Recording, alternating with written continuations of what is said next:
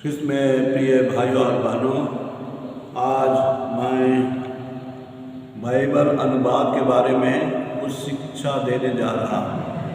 हम लोग देख रहे हैं ये पवित्र बाइबल हिंदी में है और ये पवित्र बाइबल जो है दो भाग है, पुराना नियम और नया नियम। इनका मूल भाषा अलग अलग है। पुराना नियम का मूल भाषा है इब्रानी भाषा, हिब्रू भाषा ज़्यादातर, और कुछ अंश है अरामाइक भाषा। ऐसे हम लोग देखते हैं, इसे है। नया नियम जो है वो यूनानी भाषा, कॉमन ग्रीक कोइने भाषा में लिखा गया था। पहला शताब्दी में ये लिखा गया था। लेकिन पुराना नियम का लिखना, चाहे पुस्तक के हिसाब से बनाना, वो बहुत समय लगा ईसा के आने के पूर्व में। तो ये हमारा बहुत पुराना बाइबल है। पुराना बाइबल कहने का मतलब बहुत पहले लिखा गया है और बहुत सारे पुस्तक का मिश्रण है कहेंगे। हम लोग पुराना नियम के भाग में कैथोलिक चर्च में 46 पुस्तक ग्रहण करते हैं और नया नियम में 27 पुस्तक। तो इतना सारे पुस्तक का सम्मिश्रण होने के बाद में हम लोग बाइबल पाते हैं।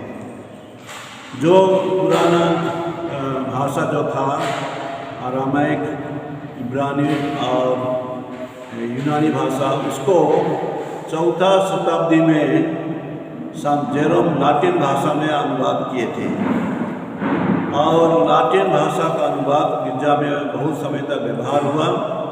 जब मार्टिन लूथर कलीसिया में रिफॉर्मेशन लाने चाहे, उस समय मार्टिन लूथर का अपना इंटरेस्ट से नया नियम का कुछ भाग को वे जर्मन भाषा में अनुवाद किए थे और कलीसिया में ये सोच आ रहा था कि इसको अंग्रेजी में अनुवाद किया जाए।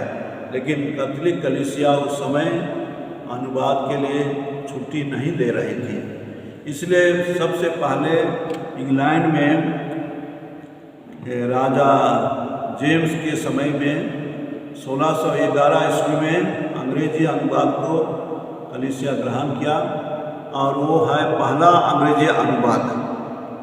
इसके बाद में हम लोग देखते हैं रिफॉर्मेशन, चाहे सुधारवादी आंदोलन के बाद में अलग अलग भाषा में ये अनुवाद किया गया और उसी समय में 1500-1600 शताब्दी में 1500 में प्रायः प्रिंटिंग प्रेस होने के नाते पुस्तक छपने में थोड़ा सहज हुआ। ये रहा, हम लोग देखें पुराना मैंने जो ओरिजिनल लैंग्वेज से लाटिन से अंग्रेजी। उसके बाद में वेटिकन दूसरा सभा जब हुआ 1962 से 1965 तक, उस समय में यही कहा गया, जो विश्व स्वामी लोग काउंसिल में थे, कि लोगों के पास प्रभु का वचन पहुंचना चाहिए। इसलिए हम लोग देखते हैं बहुत सारे लोकल, नेशनल, रीजनल लैंग्वेज में अनुवाद किया गया है और इसलिए हम लोग देखते हैं हमारे स्थानीय कलीसिया में भी हिंदी अनुवाद हुआ। वैसे ही लोकल लैंग्वेजेस कुड़ुक, मुंडारी, खड़िया, संताली, ऐसे और स्टेट लैंग्वेज में भी हुआ, उड़िया भाषा में हुआ। तो ऐसे होते होते अभी हम लोग अपना अपना भाषा में भी पढ़ सकते हैं। तो ये बहुत बड़ा कहेंगे लंबा इतिहास है बाइबल ट्रांसलेशन का और यही पुस्तक है जिसको बहुत लोग, बहुत देशों में, बहुत भाषा में अनुवाद किया गया है। ये बहुत ही पुराना पुस्तक है और इसका अनुवाद बहुत सारे भाषा में किया गया है और लोग अभी तक भी करते आ रहे हैं।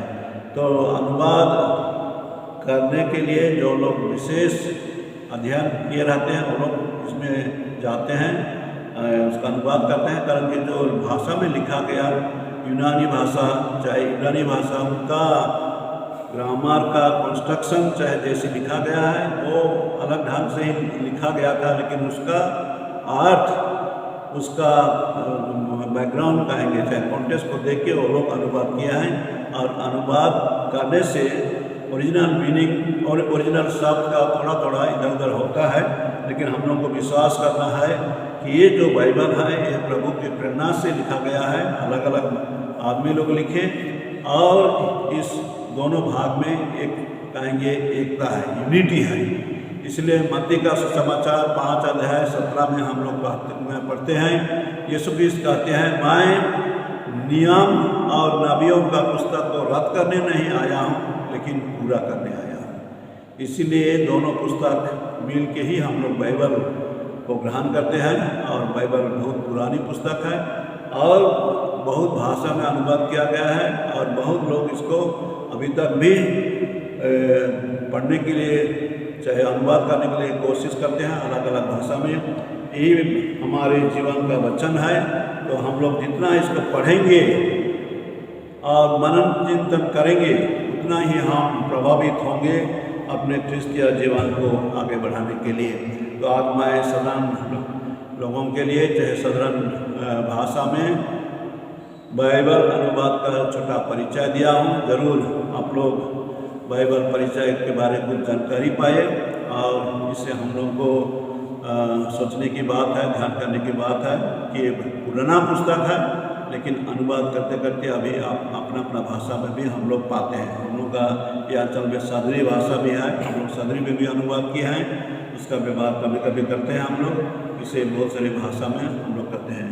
प्रभु ईश्वर हम सबों को प्रभु के वचन को सुनने में, समझने में मदद करे और वचन के अनुसार जीने के लिए हमें प्रेरणा दे, उत्साह दे।